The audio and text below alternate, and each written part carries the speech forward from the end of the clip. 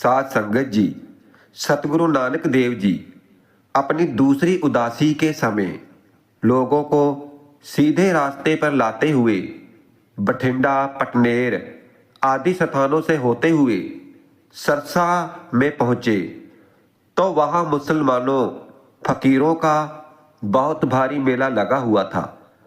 उस मेले पर दूर दूर से फकीर आए हुए थे और उन फकीरों के साथ आम लोग भी थे। तो गुरु जी भी भाई मर्दाना जी के साथ यहाँ पर आ गए। साध संगत जी, गुरु जी का पहरावा बहुत अनोखा था। तो ये देखकर वहाँ के फकीर बहुत हैरान थे। बाना था सतगुरु जी का कि पैरों में लक्कड़ की खड़ाओं और हाथ में डंडा, बाजुओं में रस्से लपेटे हुए थे।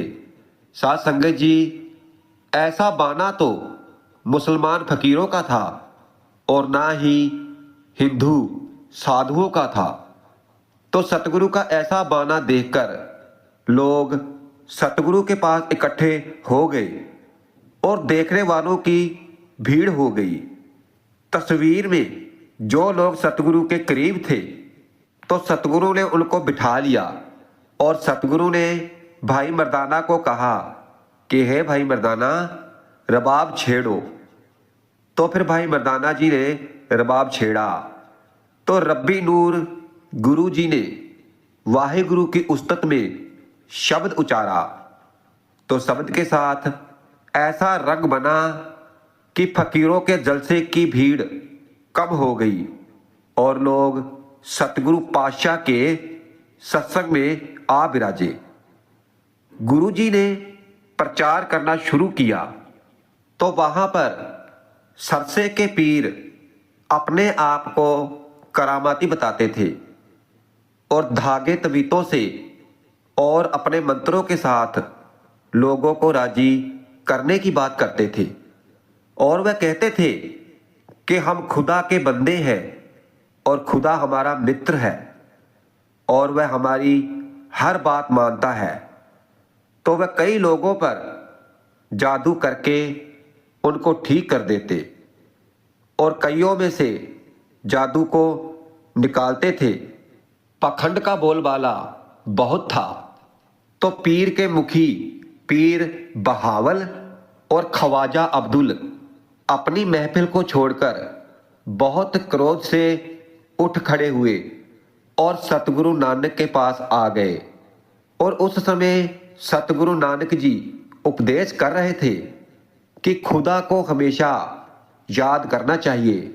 मोहब्बत, नेकी, सच्चाई जीवन का मनोरथ होना चाहिए। झूठ, फरेब, पखंड करके किसी को लूटना नहीं चाहिए। जो इस जगत में किसी को धोखा देते हैं तो दरगाह में उनके साथ धोखा ही होता है। फिर सतगुरु जी के मुख से ऐसे वचन सुनकर पीर बहावल ने गुस्से में आकर सतगुरु महाराज से पूछा कि तू हिंदू है या फिर मुसलमान। तो फिर सतगुरु जी ने मुस्कुराकर उत्तर दिया कि मैं ना तो हिंदू हूं और ना ही मुसलमान, मैं तो खुदा का बंदा हूं और उनकी बंदगी करने आया हूं। तो सतगुरु जी ने निगाह भर के उस पीर की तरफ देखा तो उसके जंतर मंत्र की सारी शक्ति खींच ली और वह निरा बहावल रह गया। और फिर उसने कहा कि हम तेरे साथ बात करना चाहते हैं। तू फकीर बनकर लोगों को उपदेश देता है, इसलिए हम तुमसे पूछना चाहते हैं कि तूने कौन सी तपस्या और योग्य साधन किया है और किससे शक्ति हासिल की है। तो सतगुरु जी ने ठंडे हृदय से जवाब दिया कि पीर जी बैठिए, धीरज और प्रेम के साथ वचन विलास कीजिए। आप पीर हो और पीरों को क्रोध आना अच्छा नहीं होता। ईर्ष्या बुरी चीज होती है और मैं तो वही कुछ करता हूं जो करने के लिए मुझे निरंकार कहता है, मेरा निरंकार मुझे प्रेरता है। तो लोगों ने जगह छोड़ दी। तो सतगुरु जी ने सन्मुख 4 मुखी पीर बैठ गए। तो उनमें से एक बोला कि हमारा अब्दुल पीर दिन में ही रात कर सकता है, दरखत को उखाड़ सकता है, अंधे को आंखें दे सकता है और आंख वाले को अंधा कर सकता है। और अब आप बताएं कि आप क्या कर सकते हैं। तो फिर सतगुरु महाराज थोड़ा सा मुस्कुराए और बोले कि आप करें सच अलख अपार। गुरुजी ने कहा कि मैं क्या कर सकता हूं। हाँ, आपके पीर कोई करामात दिखाएं। तो पीर ने कहा कि अगर हमारे पीर की करामात देखनी है तो किसी खुली जगह पर चलो।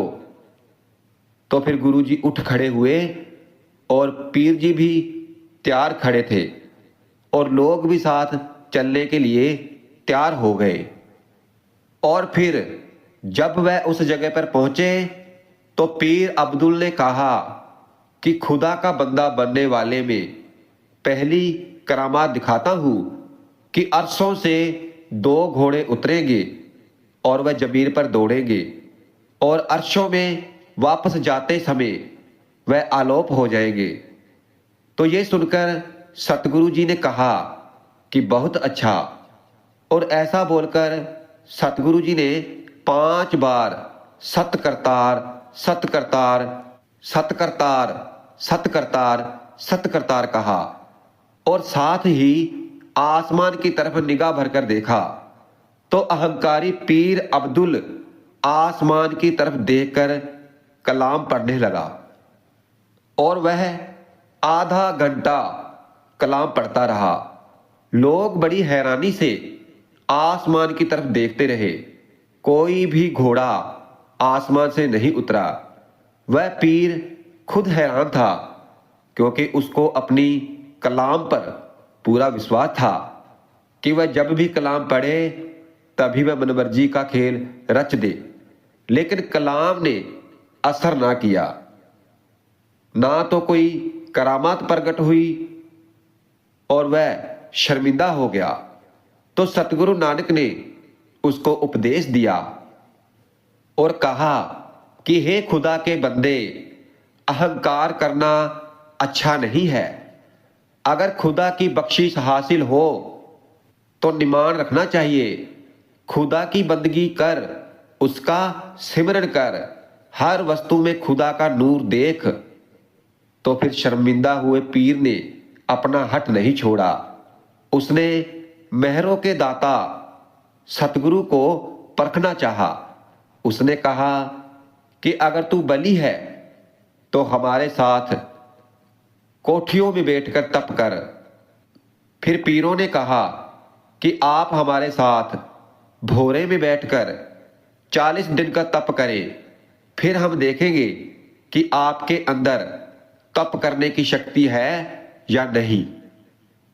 और तब गुरुजी ख्वाजा शमशुद्दीन, ख्वाजा रोशनदीन और 5 पीरों के साथ 40 दिन का चिल्ला काटने के लिए अलग अलग पूरब में बैठ गए।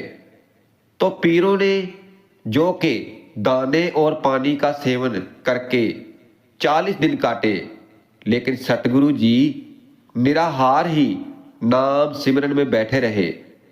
तो 40 दिन के बाद जब पीर और सतगुरु जी बाहर आए तो पीरों के शरीर निर्बल और चेहरे मुरझाए हुए थे, मगर सतगुरु महाराज जी का शरीर जैसे का तैसा था। जैसा पहले था तो वैसा ही था और चेहरा भी चमक रहा था। इस तरह सतगुरु जी का तप तेज देखकर पीरों ने सतगुरु जी को नमस्कार की और आप जी के सिद्धांत को ठीक माना। साथ संगत जी, सतगुरु जी की याद में यहाँ पर गुरुद्वारा कायम है और पास ही 5 पीरों की कोठियां हैं।